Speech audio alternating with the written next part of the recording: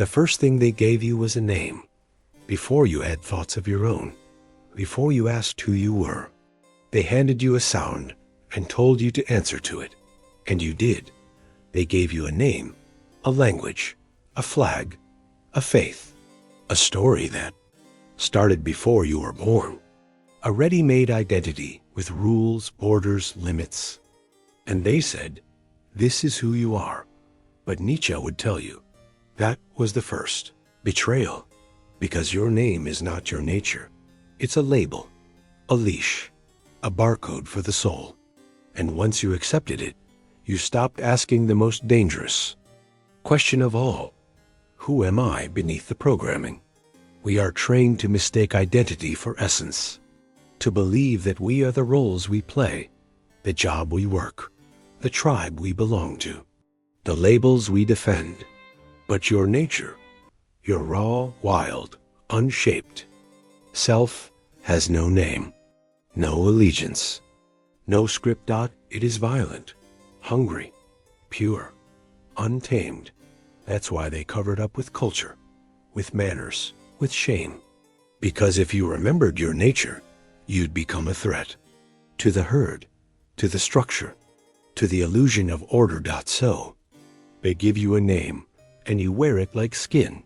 But the question remains, haunting beneath the surface. What was buried the moment you accepted who they told you to be? From the moment you accepted your name, the mask began to grow.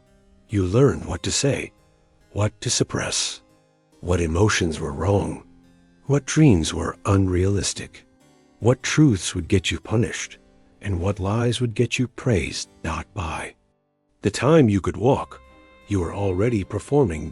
Performing obedience, performing goodness, performing normalcy. You weren't told to be, you were trained to appear. And each time you betrayed your nature to be accepted, the mask tightened. You smiled when you were angry. You laughed when you were hollow. You agreed when your soul screamed no. Nietzsche saw this not as evolution, but as domestication. He believed society doesn't civilize you, it breaks you. The mask is not just social, it's psychological. You begin to confuse it for who you are. You say, this is just me, when you haven't been alone with your raw self in years. The mask doesn't just hide your face, it hides your flame. You become so good at performing that you forget you're acting. But deep inside, your real nature watches, waiting for you to remember. Not with words, with fire. A wild soul can't be managed. That's why the system needs you tamed, predictable, measured, identifiable. You must walk the line, play the role, obey the scripts. You can't be trusted with your own truth, so they give you one. You must believe what's appropriate. You must feel what's acceptable. You must want what the market sells. Everything about you must be trackable, because a man who knows himself cannot be controlled. Nietzsche believed most education was not meant to awaken, but to condition. You are not taught to think. You are taught to repeat. Not taught to lead, but to follow rules invented by men who forgot their own blood. The world doesn't need your nature. It needs your compliance. So they drown your instincts in shame. They call your rage toxic, your clarity arrogant, your hunger dangerous. And you believe them. But ask yourself, why would a system built on weakness ever reward your strength? The answer is, it one single quotes T. And if you wait for permission to become powerful, you'll die with the mask still on. You think you have a life, but what you have is a brand. You were born, then named, then numbered, then marketed to. Every desire carefully planted, every insecurity exploited. Your personality became a product, packaged, polished, and sold. Nietzsche warned of the herd morality, the slow death of authenticity for the sake of belonging. But in our age, it's deeper. It's not just about fitting in. It's about being profitable. You are a consumer shaped to feed the machine. You wear what they advertise. Think what trends, Feel what algorithms reward. You don't own your mind. You lease it. And worst of all, you think it's freedom. But this is not freedom. This is commodified identity. Your name, your opinions, your individuality, all shaped by forces that do not care if your soul dies, so long as your wallet stays open. And Nietzsche would scream, rip yourself out of the script. Burn your given name. Create yourself or die trying. Because if you don't, the system will do it for you, and call it success. There was a version of you before the schooling, the scolding, the shaping, before you learned to fear your own depth. That version of you didn't care about approval. It didn't explain its fire. It just was raw, untamed, vast. That was your nature, but you abandoned it, piece by piece, smile by smile, nod by nod. You traded your roar for politeness, your questions for answers, your wildness for comfort. Nietzsche didn't believe in returning to innocence. He believed in destroying the old self and building something higher. But you can't build the higher self if you've forgotten the foundation. You are not meant to be domesticated. You are meant to be dangerous, sharp in mind, brutal in honesty, radical in becoming. The world told you, sit down, be nice, don't cause trouble. Your nature says, stand up, break things, question everything. One is a cage. Other is the beginning of your rebirth. Names are not neutral. They categorize. They limit. They create boundaries between us and them, between right and wrong, good and evil, acceptable and unacceptable. But Nietzsche saw the world as beyond such divisions. He believed truth is not found in labels, but in direct experience. You think you're a name, a nationality, a gender, a profession. But these are constructs, not realities. They give you the illusion of knowing yourself, while keeping you from touching what's actually real. And so, you build your life not on essence, but on expectation. You don't live, you perform. Don't think, you conform. The war is not against society. It's against the part of you that still believes. You are your name, because as long as you identify with it, you will always act smaller than your nature allows to become who you truly are. You must go nameless. You must become a force, not a file. When you look in the mirror, you don't see yourself. You see your training, the hairstyle that fits your label, the smile that hides your edge, the posture that says, I belong. You've been molded to match an identity you didn't choose. Nietzsche believed most men are reflections, not beings. You reflect your environment, your upbringing, your media, your tribe. And because the mirror agrees with what you expect to see, you stop questioning it. But mirrors can't show what's missing. They can't show the fire you buried, the rage you suppressed, the instincts you labeled wrong, the silence you refused to sit in. You've been told to know yourself. But how do you know what you are if you've only ever seen the approved version? You don't need another mirror. You need solitude, resistance, a descent. You must peel away every layer of performance until only rawness remains. Because until you face what's underneath the image, you'll mistake reflection for reality. And you'll stay trapped inside a body wearing someone else's name. What happens when you reject the name? When you walk away from identity, status, image, you become something terrifying, unclassifiable, and the world doesn't know what to do with that. Nietzsche admired the creator, the one who makes values, rather than inherits them.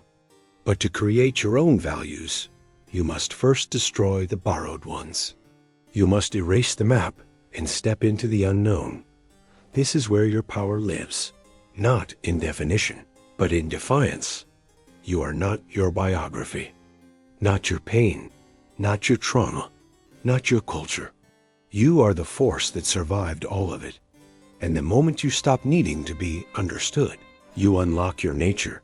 The man who no longer needs a name cannot be owned. He's not rebelling. He's returning dot to his instincts, his fire, his clarity. He walks through society not looking to belong, but to become. And when they ask who he is, he doesn't answer. He becomes the answer. Names make you smaller, because once they can name you, they can predict you. And once they can predict you, they can control you. You become a pattern, a product, not a threat. Society depends on this dot. It needs you to be male or female, worker or dreamer, liberal or conservative, strong or broken. Because once you pick a category, you stop being fluid. You stop evolving. You become legible and therefore manageable. Nietzsche warned of the tyranny of systems, how the desire for order becomes a prison for the soul. And that prison is built with words. Every label becomes a limit. Every role becomes a script. And every script kills the original voice within you, dot. So they push you to define yourself, quickly, clearly, publicly, because the undefined self is dangerous. He doesn't follow. He doesn't obey. He creates dot, and creation threatens every machine that feeds on compliance. Beneath every identity, there is a fire dot. It doesn't speak in words. It moves in urges, visions, a raw hunger for something real. But most people never reach it. They live and die inside scripts, performing versions of humanity that were handed down like costumes. Nietzsche said, "Become who you are, but who are you before language? Before guilt, before image, before you are told what love is, what strength is, what life is. Your true nature is ancient, wild, not polite, not polished, but alive. It does not care about followers. It does not wait for permission. It burns." That's what terrifies the world. Because a man who burns is a man who cannot be sold, bought, or silenced. A man like that becomes something rare. He becomes the beginning of a new world. They told you instinct was dangerous. So you buried it, traded it for logic, for rules, for security. But Nietzsche knew instinct is not the enemy. It is the compass of the soul. Your instincts know when you're lying, when you're in the wrong room, the wrong path, the wrong life. But you've been trained to ignore them, to fear them, to override them with rationality. This is not evolution. It's castration. Instinct is not about rage or chaos. It's about alignment. About that inner, yes, the one that doesn't ask for explanation. About the no that doesn't care if it's offensive. When instinct returns, you become rooted, centered, sharp. You stop apologizing for existing. You move from knowing, not needing. And in that moment, you no longer live according to their world. You live according to your will. To be born once is biology. To be born twice is freedom.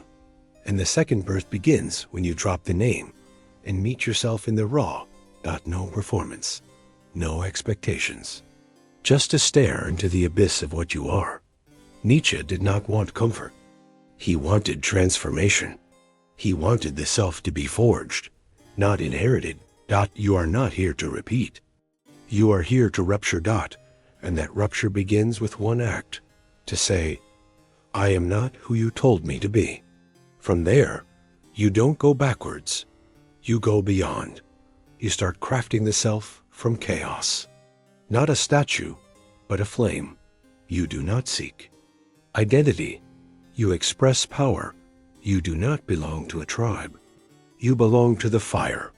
This is your second birth, and it's earned, not given. Once you begin to rise, they will try to rename you again. They'll call you arrogant, toxic, mad. They'll say you lost yourself, but you didn't lose yourself. You burned the fake one, and that fire threatens them, because your rejection of the script exposes their obedience. Your clarity shames their confusion. Your hunger burns the illusions they protect. so they will try to pull you back. Not with chains, with compliments, with comfort, with reason. Don't fall. They are not speaking to your nature. They are speaking to your former name. Let it die. Let them mourn the version of you that made them feel safe. You are not here to be understood. You are here to be unmistakably real. Refuse the script. Refuse the label. Refuse the cage of personality. You are not born to be someone. You are born to become something vast, something terrifying, something free. They gave you a name so you'd forget your nature. Now you remember. Are not your past, not your tribe, not your pain, not your pattern. You are not a man with a name. You are a force with a true direction. Let them ask who you are. Say nothing. Become the answer.